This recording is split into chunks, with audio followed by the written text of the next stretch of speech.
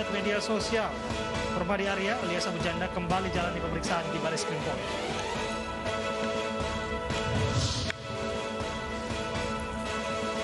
Sembilan belas teroris dari Makassar dan Gorontalo dibawa ke Jakarta.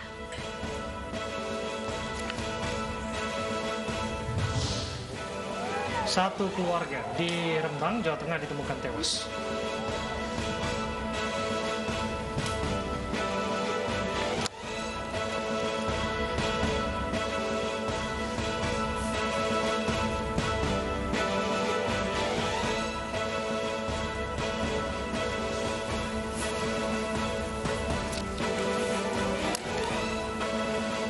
Halo, selamat sore pemirsa. Demikian tadi berita pilihan iNews sore yang akan menemani Anda selama 2 jam ke depan bersama saya, Stefani Patricia. Dan saya Abraham Silaban. Kami akan hadirkan sejumlah informasi termasuk perbincangan mengenai aksi ataupun dugaan kasus rasialisme yang mana saat ini sedang diperiksa aktivis media sosial Permadi Arya.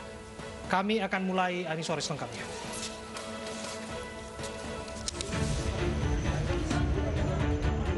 Pegiat media sosial Permadi Arya alias Abu Janda diperiksa Bareskrim Polri hari ini.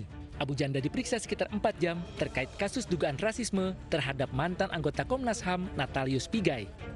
20 pertanyaan dilontarkan penyidik Bareskrim Polri untuk mengklarifikasi Abu Janda terkait cuitannya di Twitter yang diduga rasisme terhadap Natalius Pigai. Jadi ternyata hari ini saya baru diperiksa dalam rangka interview.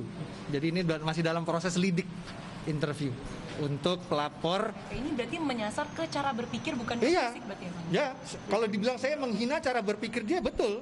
Tapi kan itu kan urusan saya sama Pigai, makanya saya bingung ini kok. Saya lihat pelapornya masih ini juga, terus dilebarkan kemana-mana tanpa konteks gitu ya. Gitu.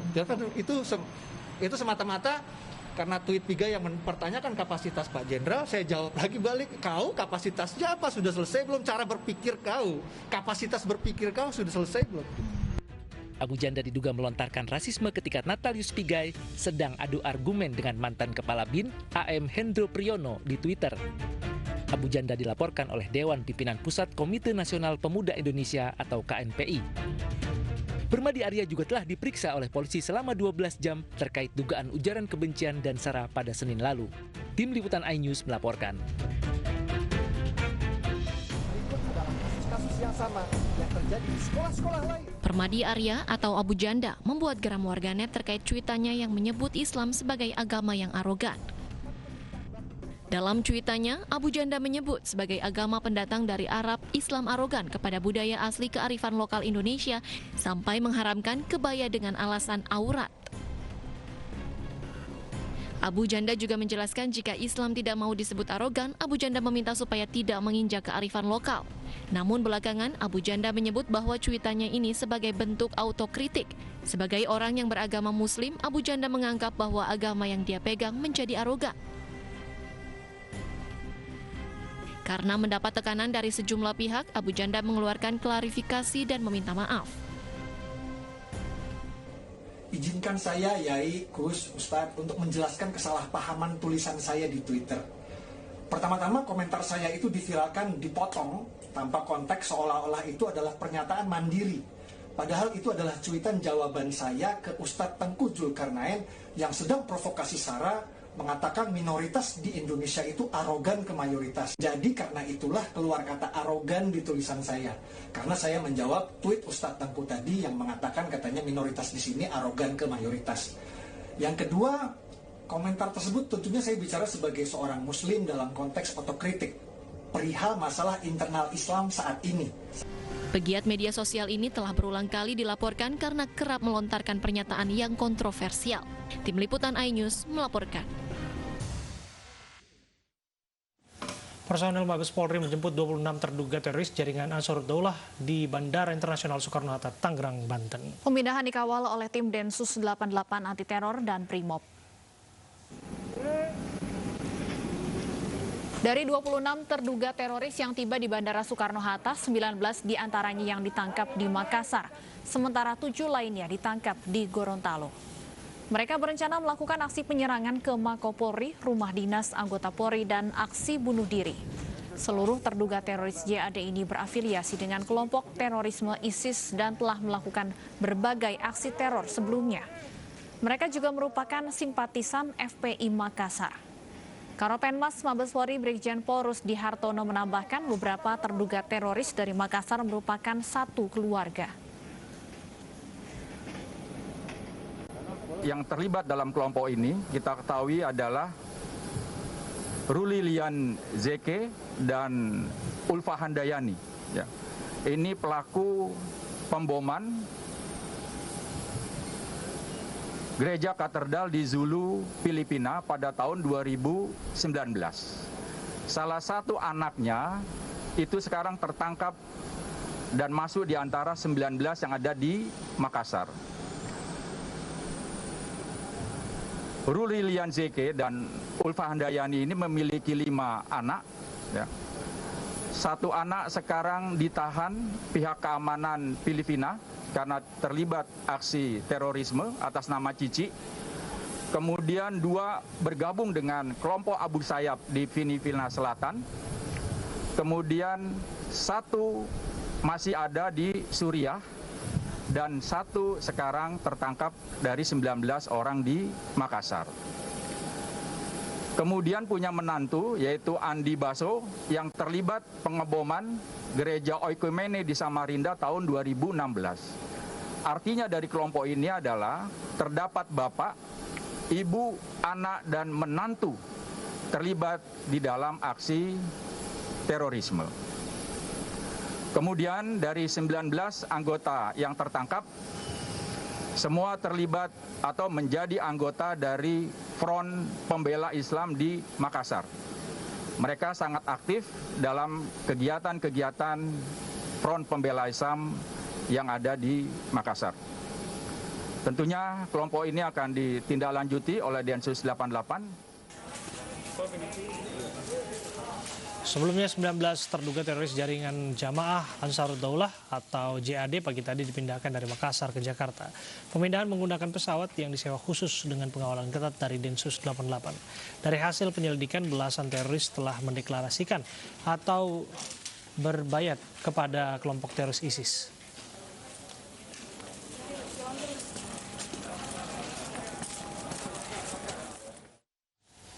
Penangkapan terhadap para terduga teroris di Makassar terjadi bulan kemarin.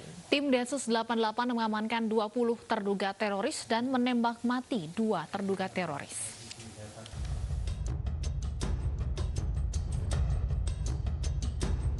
Dua rumah di perumahan Villa Mutiara Biru, Kelurahan Bulu Rokeng, Kecamatan Biringkanaya, Makassar, Sulawesi Selatan yang menjadi lokasi penggerbekan 2 terduga teroris dijaga ketat polisi. Kapolda Sulawesi Selatan Irjen Pol Merdisyam mengatakan pihaknya menangkap total 20 terduga teroris di sejumlah tempat berbeda di Makassar, Sulawesi Selatan. Dari 20 orang yang ditangkap, 3 diantaranya ditembak karena melawan. Dari 3 yang tertembak, 2 diantaranya tewas, yakni Rizaldi dan Ajiz. Sementara 1 lainnya dirawat. Menurut Kapolda, 2 pelaku yang tewas merupakan jaringan Jamaah Ansarud Daulah Sulawesi Selatan yang terlibat pengeboman gereja di Jolo, Filipina. Penggerebekan yang dilakukan tim Densus 88 menewaskan 2 terduga teroris. Selain itu, polisi juga menyita sejumlah barang bukti termasuk anak panah. Sementara itu, 2 jenazah terduga teroris yang tewas ditembak mati telah diserahkan ke pihak keluarga untuk dimakamkan. Tim Liputan iNews melaporkan. Kementerian Dalam Negeri segera mengambil keputusan terkait polemik kewarganegaraan ganda Bupati Sabu Raijua NTT yang terpilih Orien Patriot Riwukore. Kemendagri akan menimbang saran dari Bawaslu yakni menunda pelantikan Bupati Orien Patriot Riwukore. Setelah menggelar rapat bersama dengan KPU, Bawaslu serta aparat daerah NTT, Kementerian Dalam Negeri mempertimbangkan saran untuk menunda pelantikan Bupati Sabu Raijua terpilih Orien Patriot Riwukore. Saran dari Bawaslu nantinya akan diputuskan oleh Menteri Dalam Negeri Tito Karnavian.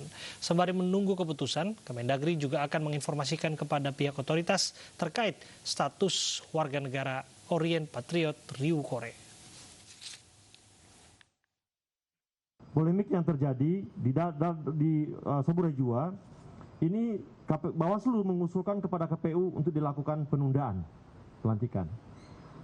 Tentunya usulan Bawaslu ini menjadi bahan bagi kami kepada pimpinan Bapak Menteri agar bisa Bapak Menteri nanti mengambil keputusan yang tepat. Kemudian juga kami menerima masukan-masukan dari teman-teman Bawaslu, teman-teman KPU, Polda, dan juga dari Dukcapil, masing-masing memiliki perspektif yang hampir sama. Bahwasanya kami menghormati proses demokrasi yang terjadi di Kabupaten Saburai-Jua. Tetapi ketika ada fakta hukum yang terjadi sekarang, kita juga harus memperhatikan ini sebagai sebuah langkah yang harus kita antisipasi agar nanti ketika proses pilkada ini selesai dan bermuara kepada pengesahan penetapan pasangan calon melalui keputusan Menteri Dalam Negeri tidak. Pemirsa, Mensesnek Pratikno mengaku sudah menerima surat dari Ketum Partai Demokrat AHY. Surat ditujukan kepada Presiden Joko Widodo terkait isu kudeta Partai Demokrat.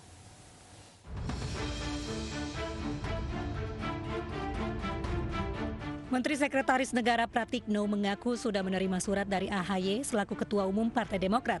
Surat ditujukan ke Presiden Joko Widodo terkait isu kudeta Partai Demokrat. Surat diantar langsung oleh Sekjen Partai Demokrat, Teguh Rifki Harsha. Pratikno menyatakan pihak istana tak perlu membalas surat yang disampaikan AHY. Tidak perlu menjawab surat tersebut karena itu adalah perihal dinamika internal partai. Itu adalah perihal rumah tangga internal Partai Demokrat. Sebelumnya, Ketua Umum Partai Demokrat Agus Harimurti Yudhoyono mendapat laporan gerakan pengambil alihan kepemimpinan Partai Demokrat secara paksa dari sejumlah kader pusat maupun daerah. Sejumlah nama yang diduga terlibat pun disebutkan secara gamblang, termasuk nama-nama di lingkup pemerintahan Kabinet Indonesia Maju. Gerakan upaya pengambil alihan paksa kepemimpinan Partai Demokrat dilakukan secara sistematis. Melibatkan 5 orang, mulai dari kader Demokrat aktif, kader non-aktif 6 tahun, mantan kader yang diberhentikan dengan tidak hormat karena korupsi 9 tahun lalu, mantan kader yang keluar sejak 3 tahun lalu, hingga pihak non-partai, yaitu pejabat tinggi di lingkaran Jokowi. Para pimpinan dan kader Demokrat yang melapor kepada kami tersebut merasa tidak nyaman dan bahkan menolak ketika dihubungi dan diajak untuk melakukan penggantian Ketua Umum Partai Demokrat. Ajakan untuk mengganti pimpinan Partai Demokrat dilakukan melalui telepon ataupun pertemuan langsung. Mereka disebut merencanakan penggantian pimpinan Partai Demokrat melalui Kongres Luar Biasa untuk menjadikan Partai Demokrat kendaraan di Pilpres 2024 mendatang. Menanggapi adanya isu upaya istana mengambil alih Partai Demokrat, Andi Malarangeng menyebut selama 10 tahun SBY berkuasa tidak pernah ada upaya mengambil alih partai lain. Selama 10 tahun pemerintahan Pak SBY, tidak pernah ada upaya dari lingkaran istana untuk mengutak-atik dan mengambil alih secara paksa kepemimpinan partai orang lain dengan jaringan kekuasaan dan uang. Ini sudah keterlaluan. Ini kemaruk kekuasaan. Sementara itu dalam cuitannya, Menko Polhukam Mahfud MD membantah bahwa dirinya merestui Muldoko mengambil alih Partai Demokrat. Menurut Mahfud, jabatan Menko tidak bisa digunakan dan pasti tidak laku untuk memberi restu pengambil alihan partai. Dari Jakarta, tim liputan iNews melaporkan. Wakil Ketua DPRD Sulawesi Utara dan istri sahnya dipanggil Badan Kehormatan Dewan. Keduanya mengaku hubungan mereka kembali membaik pasca diterpa kasus perselingkuhan.